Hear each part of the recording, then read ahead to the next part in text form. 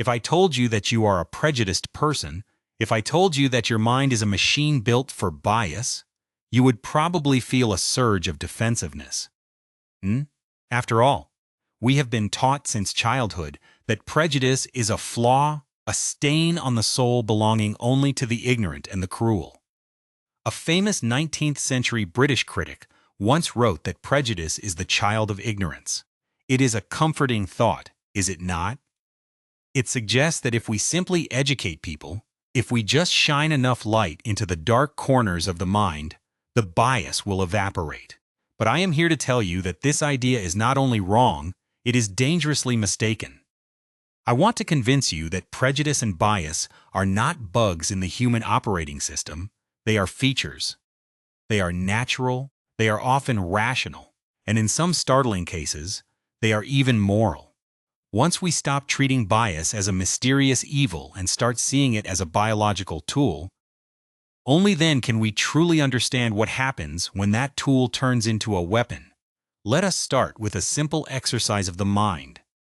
Imagine you are walking into a room you have never entered before. You see an object with 4 legs and a flat surface. You do not stop to investigate its structural integrity. You do not run a series of physics simulations in your head to determine if it will hold your weight. You simply sit. You have categorized it as a chair.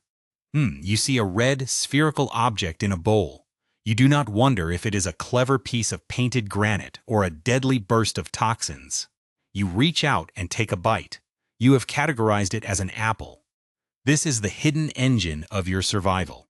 Our ancestors lived in a world where a split second of hesitation meant the difference between a meal and becoming one. If you saw a large yellow animal with sharp teeth on the African savanna, you did not have the luxury of wondering about its individual personality or its specific upbringing. You relied on a generalization, a stereotype, that large, yellow, toothy things are dangerous. This is the evolutionary engine. At a neurological level, this process is handled by a rapid-fire exchange between the amygdala, the brain's ancient alarm system, and the prefrontal cortex, the more modern executive suite. When you encounter something new, your brain immediately scans its vast archives of past experiences to find a matching folder. It is looking for a category so it can predict the future. Will this dog bark? Will this stranger help me or hurt me? We are sophisticated pattern-matching machines. If we were unable to make these leaps of logic, if we had to treat every single chair and every single human being as a completely unique and unpredictable mystery, we would not survive the day. We would be paralyzed by the sheer volume of information. Even that British critic who called prejudice the child of ignorance eventually had to admit that without these mental shortcuts, he would not be able to find his way across a room or know how to conduct himself in any circumstance of life. Consider the mundane reality of your daily habits. When you go to a grocery store, you are using a form of bias to navigate the aisles. You assume that the person wearing the green vest works there and can help you find the salt. You do not know them. You have no data on their personal history, but you apply a stereotype based on their uniform. It is rational and it is efficient. But now, imagine the high stakes of a trillion-dollar technology giant. These companies build algorithms designed to filter through millions of resumes for a single job opening. These machines are the ultimate categorizers. They look for patterns of success from the past to predict the future. But if the past data is filled with the results of human exclusion, the machine learns that a certain type of name or a certain zip code is a proxy for failure. The algorithm is not evil, it is simply doing what your brain does. It is generalizing from experience. The tragedy is that when a machine or a human uses a category that is technically accurate on average, but morally devastating in practice, we create a systemic loop of exclusion that is incredibly difficult to break. Now, let us look at the deeper, darker side of this engine. Sometimes we break the world into us versus them. We create an in-group and an out-group. You might feel a surge of pride when your national anthem plays, or a sense of loyalty to your family over a group of strangers. We often think of this as a noble trait. We call it solidarity or patriotism. Eh? But where does it come from? Hmm? A social psychologist born in Poland in 1919 spent his life trying to answer this. He was a man who knew the sharp edge of bias better than most. Because he was Jewish, he could not attend university in his home country. He fled to France, joined the military, and was eventually captured and held in a prisoner of war camp.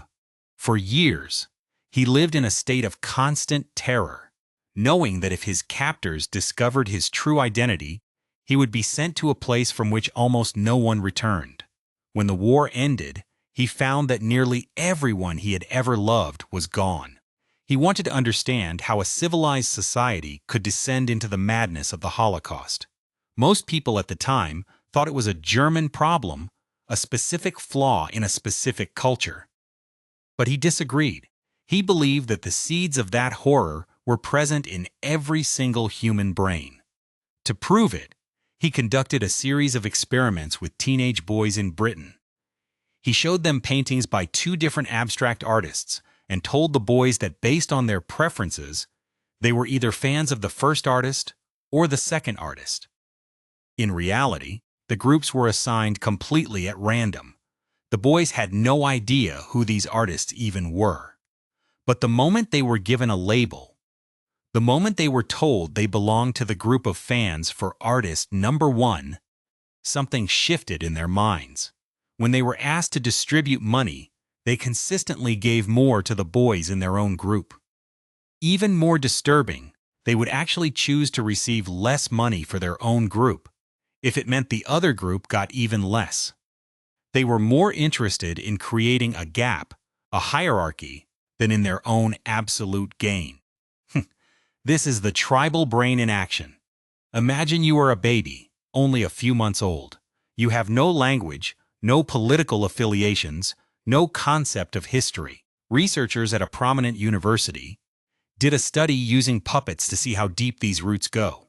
They showed babies two puppets, one who liked graham crackers and one who liked green beans. The babies, who almost always prefer graham crackers themselves, were then asked which puppet they liked more. Without fail, they reached for the puppet that shared their food preference. Oh, but it went further. The babies actually preferred to see the puppet with the different food taste get punished. They enjoyed watching the outgroup puppets suffer. We see this play out in the world every day. It is in the way sports fans treat one another. It is in the way political ideologies clash. And in its most extreme form, it is in the way a nation can dehumanize another group to the point of seeing them as vermin or pests. It is a psychological defense mechanism that has been twisted into a tool for atrocity. But let us look through a critical lens. If these biases are so natural, does that mean they are always right? Of course not. A stereotype can be a useful guide, but it can also be a lie that we tell ourselves to feel safe. Take the way we perceive leadership and nationality. In the lead-up to the American election in 2008, researchers found a startling association in the public mind. They compared a Black American presidential candidate to a white British prime minister, even though people knew intellectually that the prime minister was not American. Their unconscious minds associated him more strongly with the American flag than they did the black candidate. The color of a person's skin was acting as a stronger category for American identity than actual citizenship. These invisible associations have lethal consequences. In a study involving the sale of baseball cards on an internet auction site, researchers held the cards in different hands. Some hands were white, others were black. The cards were identical. Yet, the cards held by black hands received significantly lower bids. It was a literal tax on the color of a person's skin, happening in a split second of judgment by thousands of individual buyers. In the halls of justice, the bias becomes even more terrifying. Psychologists looked at cases where people were sentenced for the murder of a white victim. They found that if a defendant had features that were more prototypically African American, they were significantly more likely to be sentenced to death than a defendant with less stereotypical features. The mind sees a pattern, and it decides who lives and who dies based on a folder it created before it even knew the man's name. So, if our brains are wired this way, are we doomed? Not necessarily. We have two powerful tools at our disposal to combat the dark side of our nature. The first is empathy, fueled by the power of storytelling. We are moved by the individual, not the statistic. A 20th century dictator once said that a single death is a tragedy, but a million deaths is a statistic. A famous missionary woman echoed this, saying that if she looked at the mass, she would never act, but if she looked at the one, she would. This is why a novel about the horrors of slavery could start a civil war, and why a television sitcom about a gay couple could change the laws of a nation. Stories allow us to take someone from the outgroup and put them in our own folder. They make the anonymous stranger feel like family. But empathy is a flickering candle. It is often biased itself. We feel more empathy for people who look like us and live near us. This is why we need the second tool, the cold, hard power of reason. An 18th century moral philosopher once asked a haunting question. Imagine that a great empire on the other side of the world was swallowed by an earthquake, killing hundreds of thousands of people. You would feel a moment of sadness, perhaps, but then you would go about your day. But imagine, instead, that you were told that tomorrow you would have your little finger chopped off. You would not sleep. You would be consumed by dread. So, he asked, would a person of conscience sacrifice those hundreds of thousands of lives to save their own finger? The answer, of course, is no. But why? If our feelings are so selfish, why are our actions often so noble? It is because of reason. It is the understanding that from an impartial perspective, your life is no more valuable than the life of a stranger 10,000 miles away. We use reason to build structures that protect us from our own instincts. We create constitutions that bind us, ensuring that even if a majority of people feel a surge of prejudice, the law remains impartial. We use blind auditions for orchestras, putting a screen between the performer and the judges so that the only thing that matters is the music, not the gender or the race of the person playing. We are a dual species. We have the gut, the instinct, and the ancient bias that kept us alive on the savannah. But we also have the mind, the capacity for rational thought, and the ability to plan for a fairer future. Reason is the lever we use to move the world. As we close this investigation, I want you to take a moment to audit your own mind. Think about the last time you made a snap judgment about a stranger on the street or a coworker you barely know. Was that a useful survival tool, or was it a ghost of an old prejudice whispering in your ear? We cannot simply wish our biases away, but we can acknowledge them, study them, and ultimately override them. The mystery of the human mind is not that we are flawed, but that we are the only creatures on this planet capable of recognizing those flaws and choosing to be better. Join us next time as we dive deeper into the hidden engines of behavior, and if you found this exploration valuable, follow the series as we continue to unmask the secrets of the machine inside your head. Until then, keep questioning what you think you know.